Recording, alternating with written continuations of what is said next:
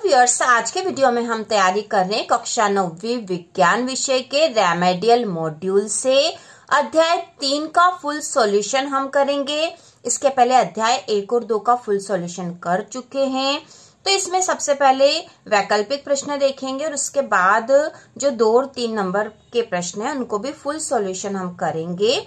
तो शुरू करते हैं। इससे आप आसानी से इन प्रश्नों को कर सकते हो और बहुत आसान तरीके से हम इसको हल करने वाले हैं। तो यहाँ प्रश्न नंबर पहला दे रखा, सही विकल्प चुनकर उत्तर लिखिए। इसका पहला है 2 या 2 से अधिक परमाणुओं का समूह कहलाता है। 2 या 2 से अधिक परमाणुओं का समूह कहलाता है, तो इसका उत्तर होगा अणु। 2 या 2 से अधिक परमाणुओं का समूह अणु कहलाता है। इसके बाद है निम्नलिखित में से किन तत्वों की परमाणुकता 2 होती है। तो किन तत्वों की परमाणुकता 2 होती है, तो इसका उत्तर होगा ऑक्सीजन एवं हाइड्रोजन। ठीक है, ऑक्सीजन एवं हाइड्रोजन के परमाणुकता 2 होती है। इसके बाद है मैग्नीशियम क्लोराइड का सूत्र है, तो इसका उत्तर होगा MgCl2। मैग्नीशियम क्लोराइड का सूत्र है MgCl2। इसके बाद अगला प्रश्न है अमोनियम सल्फेट का सूत्र है, तो यहाँ पे इसका उत्तर आएगा NH4 यह अमोनियम सल्फेट का सूत्र है। इसके बाद अगला है सोडियम नाइट्रेट का सूत्र है, तो सोडियम नाइट्रेट का सूत्र है NaNO3 यह सोडियम नाइट्रेट का सूत्र है। इसके बाद हम देखेंगे रिक्त स्थानों की पूर्ति कीजिए। तो इसका पहला प्रश्न है एक रासायनिक अभिक्रिया में अभिकारकों और उत्पादों के द्रव्यमानों का योग अपरिवर्तित रहता है, यह का नियम कहलाता है। तो यह कौन सा नियम कहलाता है? एक रासायनिक अभिक्रिया में अभिकारकों और उत्पादों के द्रव्यमानों का योग अपरिवर्तित रहता है, यह द्रव्यमान संरक्षण का नियम कहलाता है। तो यहाँ आएगा द्रव्यमान संरक्षण का नियम, यह द्रव्यमान संरक्षण का नियम कहलाता है। इसके बाद दूसरा रिक्त स्थान है निश्चित आवेश युक्त परमाणुओं का समूह कहलाता है।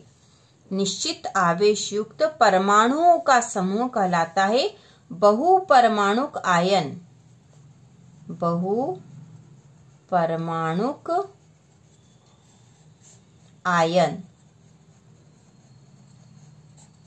निश्चित आवेश युक्त परमाणुओं का समूह बहुपरमाणुक आयन कहलाता है।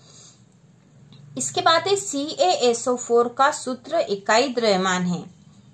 CaSO4 मतलब कैल्शियम सल्फेट का सूत्र इकाई द्रव्यमान है, तो यहाँ पे इसका उत्तर आएगा 136 ग्राम। 136 ग्राम है। अगला है सोडियम कार्बोनेट का सूत्र है और अमोनियम सल्फेट का सूत्र है।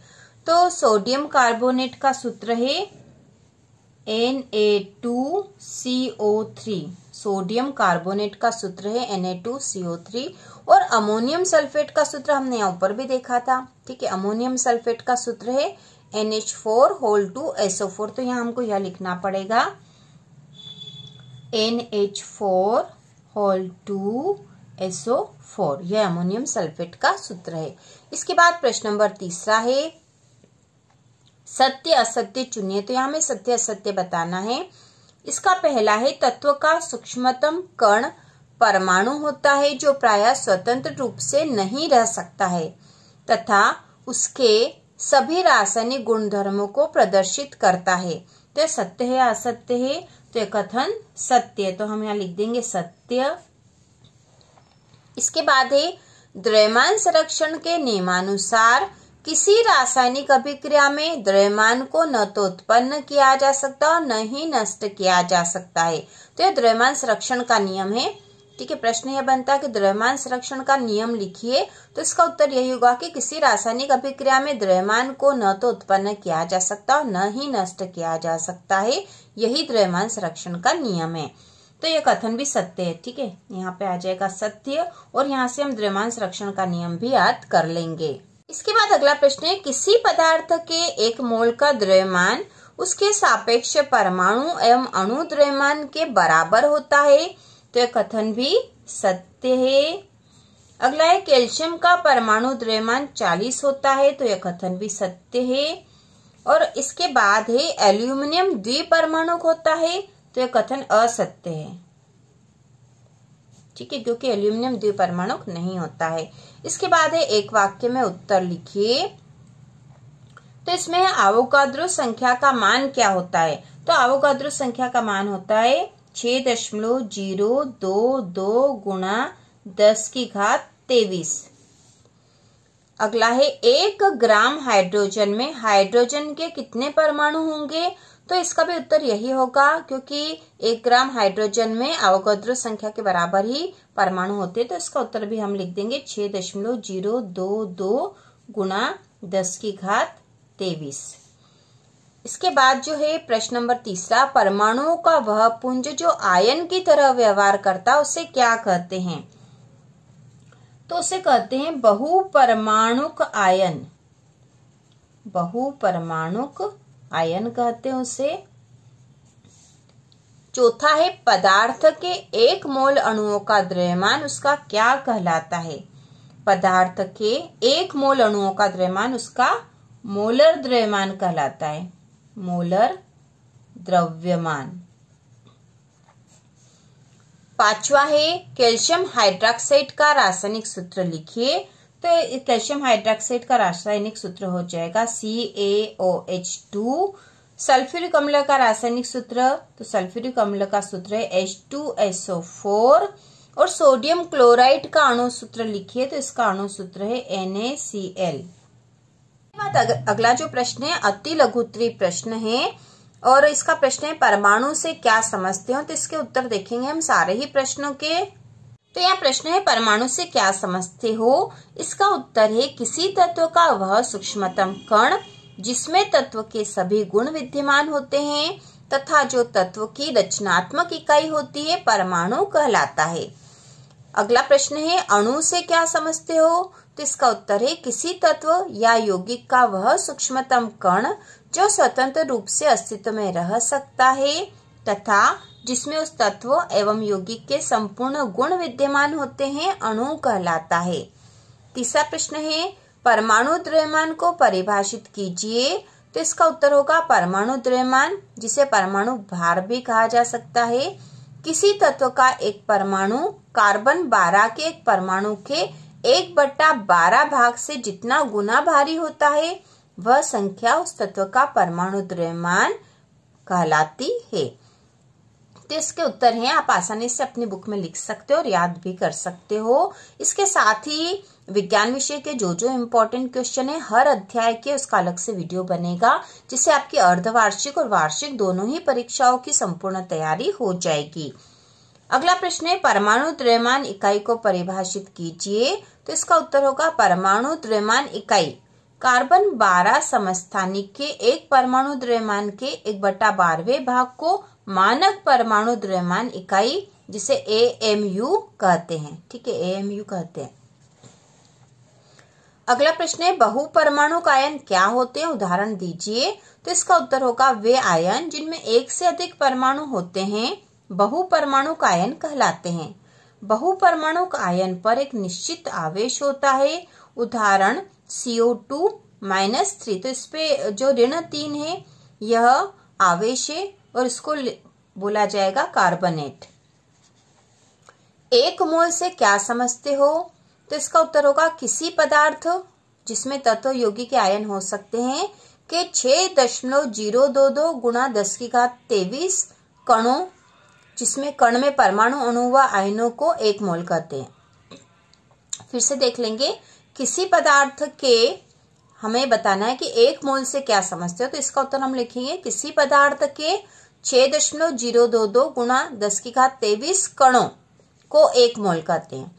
तो यहाँ पे कणों में परमाणु अणु या आयन कुछ भी हो सकता है, उसके कण हो सकते हैं, और पदार्थ में तत्व यौगिक के आयन कोई भी हो सकता है पदार्थ। तो किसी पदार्थ के 6.022 गुणा 10⁻23 कणों को 1 मोल कहते हैं, ये इसका उत्तर होगा। इसके बाद हम देखेंगे लघुत्तरीय प्रश्न और इसका पहला प्रश्न है अणु और परमाणु में अंतर लिखिए। तो इसका उत्तर हम लिखेंगे अणु और परमाणु में अंतर। तो इसमें हम लिखेंगे अणु किसी तत्व या यौगिक का वह सूक्ष्मतम कण होता है जिसमें उस तत्व या यौगिक के संपूर्ण गुण विद्यमान होते हैं। जबकि परमाणु किसी तत्व का वह सूक्ष्मतम कण होता है जिसमें उस तत्व के संपूर्ण गुण विद्यमान नहीं होते हैं। अणु का स्वतंत्र रूप से अस्तित्व होता है जबकि परमाणु का स्वतंत्र अस्तित्व नहीं होता है। तो ये अंतर हम लिख देंगे। इसके बाद प्रश्न है रासायनिक सूत्र का क्या तात्पर्य है। रासायनिक सूत्र का क्या तात्पर्य है, तो इसका उत्तर है रासायनिक सूत्र किसी अणु को उसके अवयवी तत्वों के संकेतों द्वारा व्यक्त करने को रासायनिक सूत्र कहते हैं। किसी अणु को उसके अवयवी तत्वों के संकेतों द्वारा व्यक्त करने को रासायनिक सूत्र कहते हैं। यह उस यौगिक का संगठक प्रतीकात्मक निरूपण होता है। यह उस यौगिक का संगठक प्रतीकात्मक निरूपण होता है।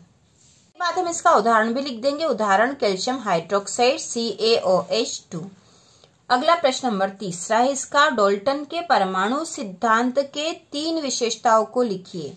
डाल्टन के परमाणु सिद्धांत की 3 विशेषताओं को लिखिए। तो इसका उत्तर होगा डाल्टन के परमाणु सिद्धांत के अभिग्रहित भी कहते हैं इसे, या फिर हम विशेषता लिख सकते हैं। तो पहला है परमाणु किसी तत्व का सूक्ष्म तथा अविभाज्य कण होता है। दूसरी विशेषता एक तत्व के सभी परमाणु रंग, रूप, भौतिक एवं रासायनिक गुणों में सदैव समान होते हैं तथा दूसरे तत्व के परमाणुओं से सदैव भिन्न होते हैं। तीसरी विशेषता लिखेंगे 2 या 2 से अधिक तत्वों के परमाणु एक निश्चित अनुपात में संयुक्त होकर संयुक्त परमाणु बनाते हैं जिसे अणु कहते हैं। तो यह डाल्टन के परमाणु सिद्धांत की विशेषताएं हैं, या जिसे डाल्टन के परमाणु सिद्धांत के अभिग्रहित भी कहा जा सकता है। इसके बाद 4 अंक वाले प्रश्न में प्रश्न नंबर 1 है निम्नलिखित पदार्थों के मोलर द्रव्यमान का परिकलन कीजिए। तो मोलर द्रव्यमान का परिकलन हमें यहाँ करना है। जैसे पहले दे रखा है मीथेन। मीथेन का सूत्र होता है CH4। सल्फर, तो इसको यहाँ पे इस तरह से हमने हल कर रखा है। इसमें पहला जो मीथेन CH4 का मोलर द्रव्यमान, क्योंकि मोलर द्रव्यमान का परिकलन मतलब हमें निकालना है मोलर द्रव्यमान, तो CH4 का मोलर द्रव्यमान बराबर 1 गुणा 12, क्योंकि कार्बन का 12 है यहाँ पे, और ये जो कार्बन का एक ही परमाणु यहाँ पे, तो 1 का गुणा करा तो 1 गुणा 12 धन 4 गुणा 1, क्योंकि हाइड्रोजन का यहाँ पे 1 द्रव्यमान होता है और इसके 4 परमाणु है तो यहाँ पे 4 लिखा हमने। तो 1 गुणा 12 धन 4 गुणा 1 बराबर 12 धन 4 बराबर 16 ग्राम। ठीक है, यह हो गया 16, क्योंकि 12 में 1 का गुणा करा तो 12 ही आया और 4 में 1 का गुणा करा तो 4 आया, तो 12 धन 4 बराबर 16 ग्राम। तो इस प्रकार से बाकी के भी कर रखे हैं। दूसरा है सल्फर अणु S8 का मोलर द्रव्यमान। तो सल्फर के 8 अणु तो 8 का गुणा करेंगे और सल्फर का जो द्रव्यमान है वो 32 होता है, तो 8 गुणा 32, 8 में 32 का गुणा कर दिया तो 256 ग्राम। अगला है फास्फोरस अणु P4 का मोलर द्रव्यमान। तो 4 परमाणु है तो 4 और फास्फोरस का द्रव्यमान 31 होगा, तो 4 गुणा 31 बराबर 124 ग्राम। हाइड्रोक्लोरिक अम्ल HCl का मोलर द्रव्यमान बराबर, तो हाइड्रोजन का तो एक ही होता है, ठीक है, तो एक वहां पे लिखने की आवश्यकता ही नहीं पड़ी। Cl क्लोरीन का भी एक होता है, क्लोरीन का एक परमाणु है, इसका द्रव्यमान होता है 35.5, तो इसका गुणा कर दिया तो 36.5 हो गया। और यहाँ पे हाइड्रोजन का एक ही होता है, इसलिए एक का यहाँ पे गुणा नहीं करेंगे तो भी कोई फर्क नहीं पड़ेगा यहाँ पर। यदि एक का गुणा भी कर दो तो भी एक का गुणा होने से इतना ही रहेगा। इसके बाद है नाइट्रिक अम्ल HNO3 का मोलर द्रव्यमान। तो ये हमने सीधा सा कर दिया। यहाँ पे हाइड्रोजन का 1 है, नाइट्रोजन के 14 हो जाएंगे और O3 ऑक्सीजन में 3 का गुणा करना था, तो यहाँ पे 16 गुणा 3 है, 16 गुणा 3, क्योंकि 3 परमाणु है तो 3 का गुणा होगा और उसका द्रव्यमान 16 है तो 16 48 सीधा लिख दिया और तीनों को जोड़ दिया तो 63 ग्राम होगा। इस प्रकार से इनके उत्तर इस प्रकार से हैं। अगला जो प्रश्न है निम्नलिखित यौगिकों के आणविक सूत्र लिखे। तो हमें आणविक सूत्र लिखना है और यहाँ लिख दिया हमने। कॉपर सेकेंड ब्रोमाइड, ठीक है, कॉपर सेकेंड ब्रोमाइड, तो इस प्रकार से होगा कॉपर ब्रोमाइड CuBr2। इसके बाद दूसरा है एल्यूमिनियम थर्ड नाइट्रेट। तो यहाँ पे AlNO3 ये नाइट्रेट है और इसके 3 करेंगे क्योंकि यहाँ पे 3 है। कैल्शियम सेकेंड फॉस्फेट, तो कैल्शियम Ca3PO2 यहाँ पे 2 आएगा। आयरन थर्ड सल्फाइड तो Fe2S3 होगा। मरकरी सेकेंड क्लोराइड तो MgCl2। इस प्रकार से यह सूत्र बनेगा। इसके बाद प्रश्न नंबर 3 है, आयनिक तथा आणविक यौगिक क्या होते हैं समझाइए।